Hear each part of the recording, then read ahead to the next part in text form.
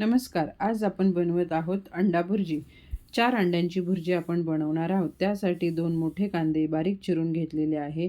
तसेच बारीक कोथिंबीरही चिरून घेतलेली आहे. आणि आता आपण ती भुर्जी बनवत आहोत. हे 4ही अंडे एका बाउलमध्ये एक करून आपण 4ही फोडून घेतलेले आहे.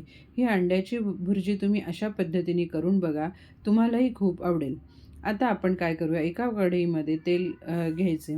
त्या तेलामध्ये जिरं, मोहरी टाकायचं आणि त्याची फोडणी करायची. त्या फोडणीमध्ये चांगला कांदा घ्यायचा. तो कांदाही चांगला परतून घ्यायचा.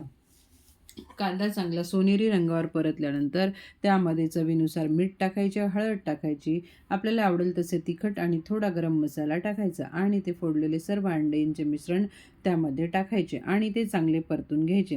परतल्यानंतर त्यात कोथिंबीर टाकायची आणि जरा 2 मिनिटेच वाफ काढून घ्यायची.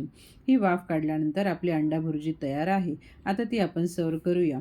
बघा, ही अंडा भुर्जी कशी वाटली? आवडल्यास लाईक, शेअर आणि सबस्क्राईब करा आणि कमेंट बॉक्समध्ये मलाही सांगा कशी वाटली.